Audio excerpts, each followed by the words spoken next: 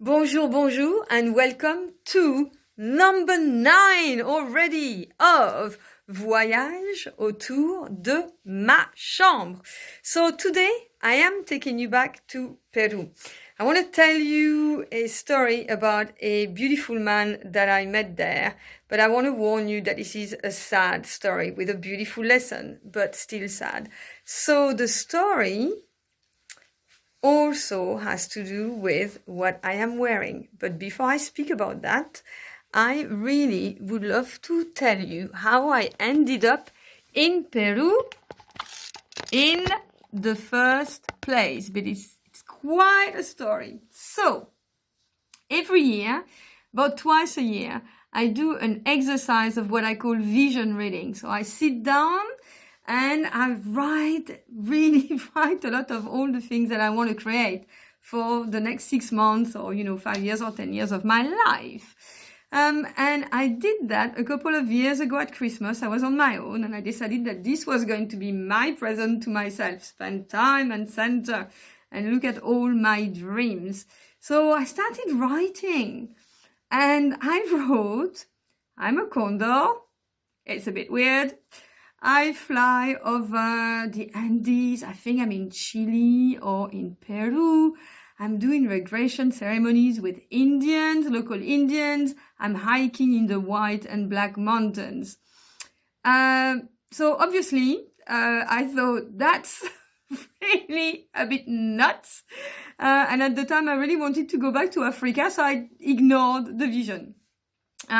And it was at a time when I was setting a new business and I started to see that my clients were coming from Peru.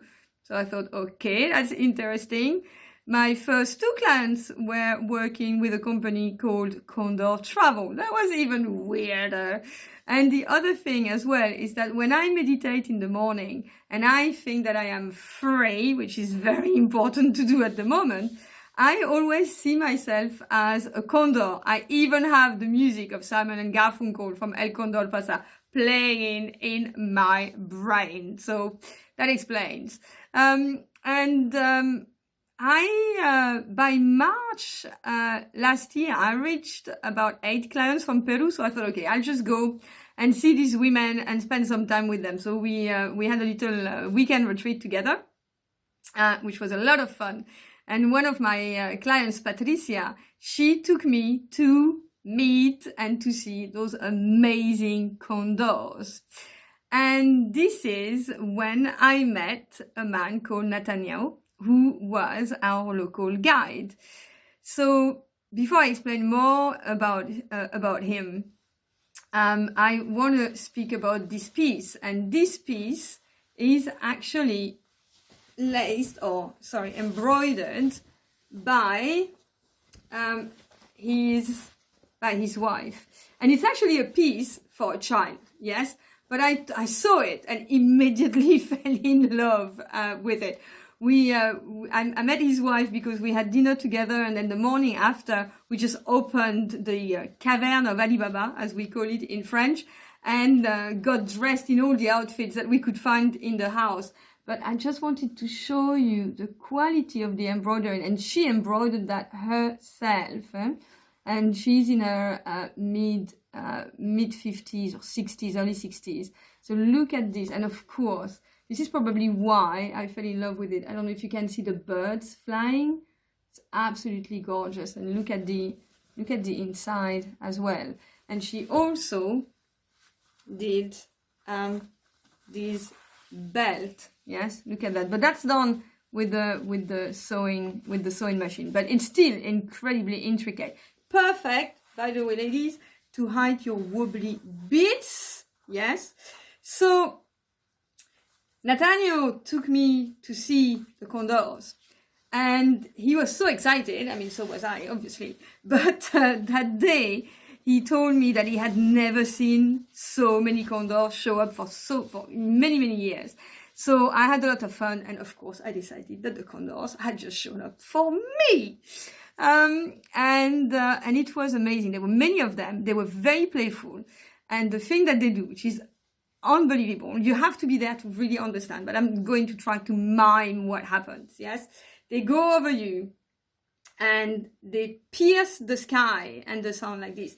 Shoo, shoo, shoo, shoo. And you can hear that sound, and it's a sound of power and peace and beauty. It's amazing.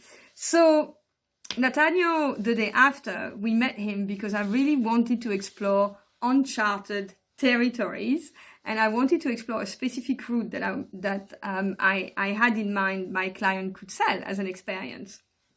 So we started going down, it's a canyon, so we started going down the canyon, and all was good until the moment where we saw that there was no path anymore. So my client said, no way, I can't do this. And she has back problems as well. So I said, okay, that's fine. Go and explore the upper road or the upper route, and we'll continue down that canyon with Nathaniel, because I really, really wanted to do this. The other thing is that I have in my life always kind of stopped short of the top. You know, I wanted to go and hike a mountain, and I would just stop before I get to the summit because it was too hard, or I thought that I couldn't do it.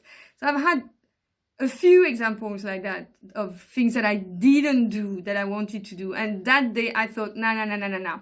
I made the decision to do this. Nothing's going to stop me. And so I just went with Nathaniel, and I had to trust him because I had that end result in view. I really wanted to do this route, and that was my objective. So we started walking, and it became more and more dangerous. So he was crossing over because there was no path, and it was really down like this.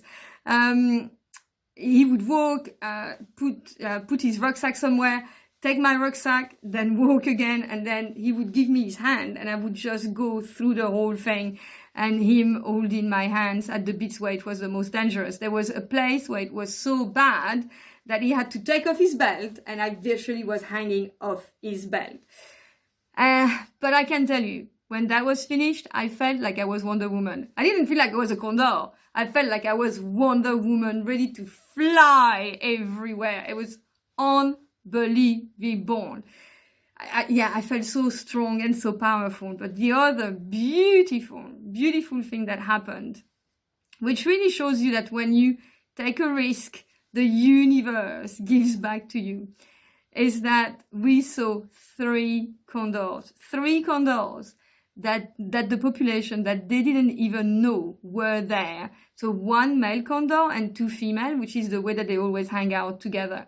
And that was the most magical of sights. I could not have hoped for something more magical than what happened. But I wanted to tell you that story because I was at a time in my life where I didn't trust men. And I had to make a decision. I was going for my end result, and I had to hang off the belt and the hand of that man. And I had to say, or to think and to decide, do I trust this man? Do I give him my hand? And do I trust him? Or do I go back and not achieve what I really, really want to achieve? And I decided to trust him. And those 2 hours that we spent together were so healing for me because I knew what was happening inside me. I knew that I was trusting someone again. I knew that I saw this little man. I mean, he was tiny like me, but he was, much bigger. And I called him a cabrita, a small wild goat, because you could see him jumping from one thing to another and was totally nuts. Very, very impressive. And I wanted to tell you that story because this morning I received some news that Nathaniel passed away. So that really made me think about what he did for me, how he started me on my journey to trust again, and how taking a risk, with someone really pays off.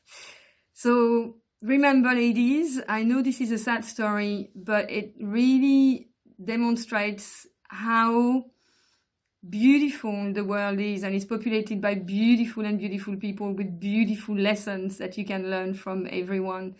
So please go and do something beautiful to make the world even more beautiful than it is today. Thank you.